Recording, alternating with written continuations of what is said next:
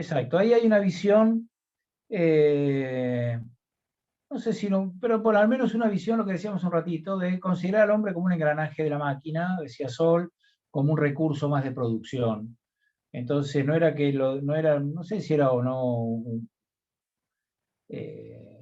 deshumanizarlo o qué, pero seguro no era una concepción del trabajador completa, ¿no? Era nada más que visto como una persona que venía, trabajaba y se iba a su casa, ¿no? Era como que no tenía sentimientos, como que no arrastraba problemas de otros ámbitos de trabajo, eso en definitiva no importaba, ¿no?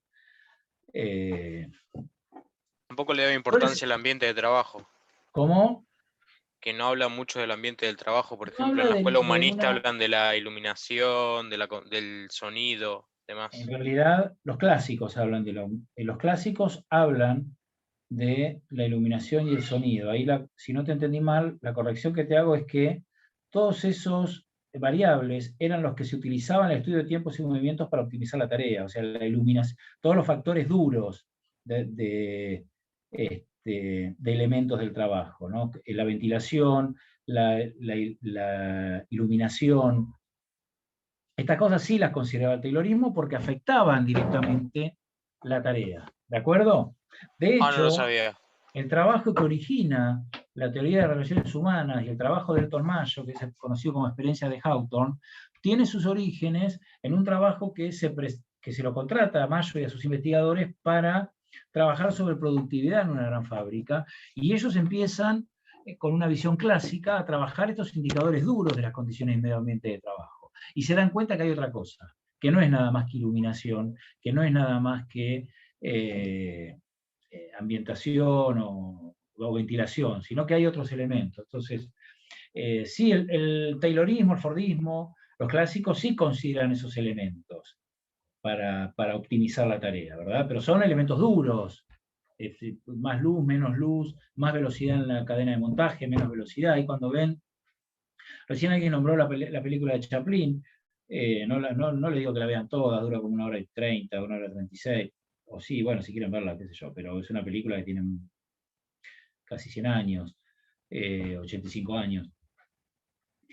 Pero hay resúmenes en YouTube de 3 minutos, 4 minutos, que justo muestran la parte que es más interesante para entender la cadena de montaje, para entender el Fordismo, para entender el Taylorismo, que es cómo van regulando la velocidad de la cadena de montaje para aumentar la eficiencia. Entonces, en este caso, Chaplin, el personaje que hace Chaplin y sus compañeros de la cadena de montaje, empiezan no les da el cuero para ajustar las tuercas y terminan haciéndose bueno, terminan siendo ineficientes y hasta termina Chaplin adentro de la máquina, lo que es también una metáfora de las cantidades de accidentes de trabajo que había, por extremar las capacidades de un trabajador, ¿verdad?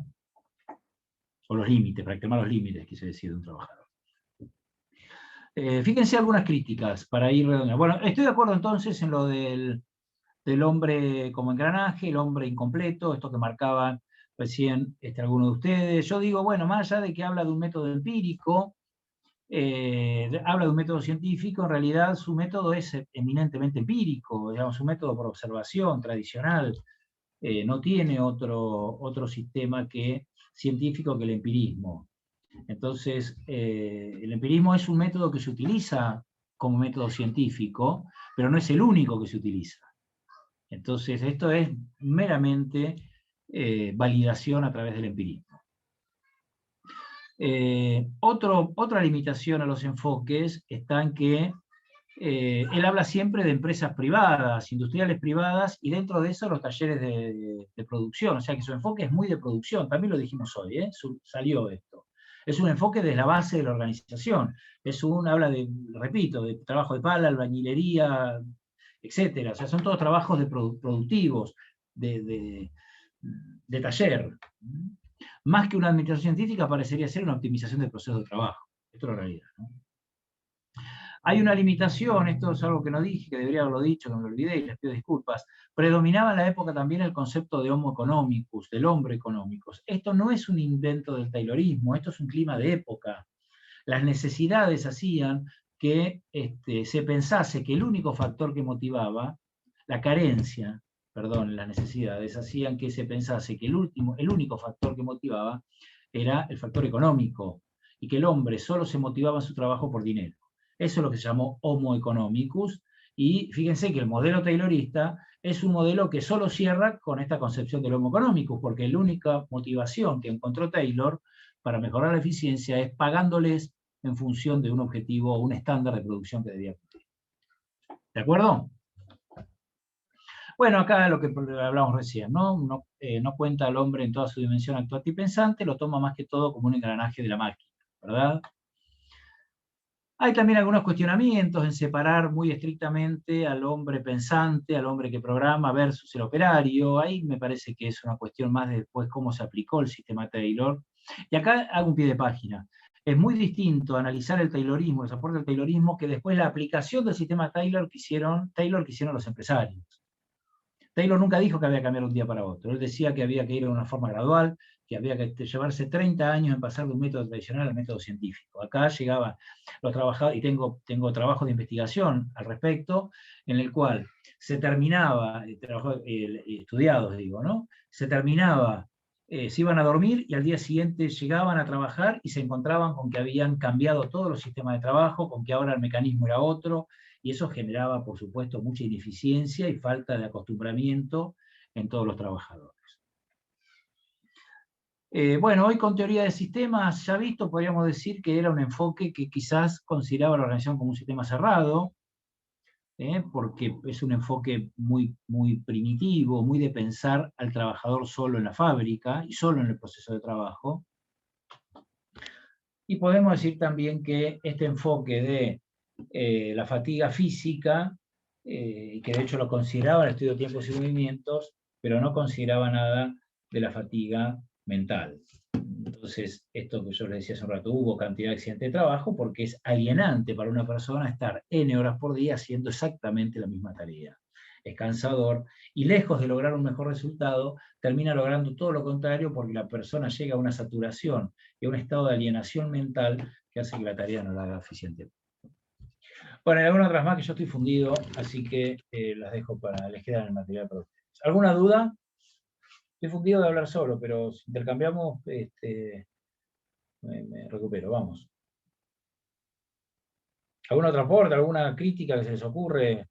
Que este mismo enfoque, que además de no tener en cuenta la psicología del trabajador, también se puede tomar como que se enfocaba mucho en cuanto a la producción actual, pero no buscaba mejorar en sí en un futuro. ¿A qué me refiero con esto? Que un trabajador no se le estimulaba, por ejemplo, la creatividad. Por lo tanto, al no tener un mayor nivel de creatividad, no se podría generar un... Se te cortó un poco, pero me quedo con la idea, Lautaro.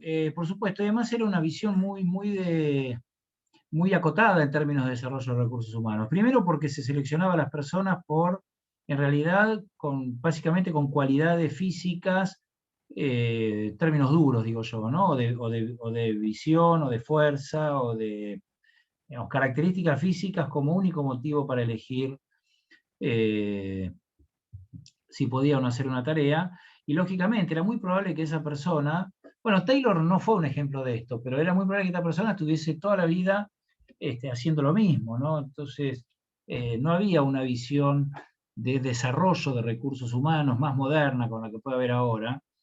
En algunos lados, yo les digo, en muchas fábricas sigue existiendo el sistema taylorista, ¿eh? No piensen que esto quedó anacrónico y esto es del año 1900 y ya no se ve. Hay muchas industrias que siguen teniendo, no digo con el mismo régimen, o sí, pero no digo eso, sino que digo es ayornado con un sistema taylorista.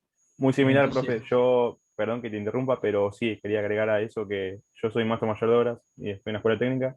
Y sí, en un par de libros de lo que estudiábamos, de, por ejemplo, cuánto tiempo lleva hacer tal cosa, por ejemplo, hacer un revoque o una losa o tal cosa, se toma el tiempo en el que le lleva al albañil a hacerlo. Está muy estandarizado todo eso y, bueno, muchos de los trabajos que hacen los albañiles siguen siendo así. O sea, se miden usando el sistema taylorista, digamos.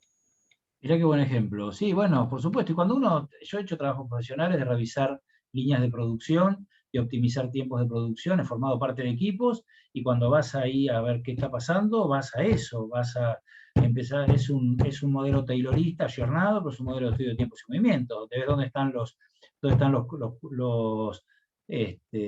cuellos de botella, dónde están aquellos lugares donde se satura la producción, donde hay tiempos inútiles, e incluso algunos sistemas de remuneración funcionan hoy a destajo, digamos, en función de lo que venden, en función de lo que producen. Bueno, uno puede encontrar algunos vendedores que puedan tener un salario fijo, mínimo, y después todo lo demás es variable. Y esto tiene su base en un sistema taylorista, en el convencimiento de que para un vendedor no le tiene que dar lo mismo estar sentado en su oficina que estando en la calle tratando de conseguir clientes. Y el que no le tiene que dar lo mismo, hoy por hoy muchas veces se reduce a pagarle un premio, un bonus y vende más. Esto pasa, ¿no? Y hasta pasa con recaudación, pasa con empleados públicos, que su tarea está muy vinculada a la recaudación. Entonces, no es que, por eso uno dice, estamos viendo cosas de otra época, de 150 años, no importa a nadie. Bueno, sí, estamos viendo cosas de hace 150 años, sí, tiene razón, ahora que se siguen aplicando, ayornadas, y que hay lógicas que se mantienen. El estándar es un objetivo. El concepto de estándar, de lograr algo diariamente, es un objetivo. ¿Cuántos vendedores tienen objetivo por venta? Que deben cumplirlos. No sé si diarios, o sí, no conozco tantos diarios, pero sí conozco objetivos de venta mensuales. No lograste los objetivos, 1 mes, 2 meses, 3 meses, y se acabó el asunto. A otra cosa. Actualmente Entonces, estoy trabajando yo en una consultoría de un emprendimiento que hace mallas, de una gente que estamos justamente revisando todo el proceso productivo para poder determinar los costos y cómo poder hacer eficientes los mismos recursos, desde el cortado de una tela para poder sacar el máximo provecho, hasta los tiempos que se tiene que calcular de mano de obra para hacer los cortes o la confección de las mallas mismas. Se sigue trabajando actualmente.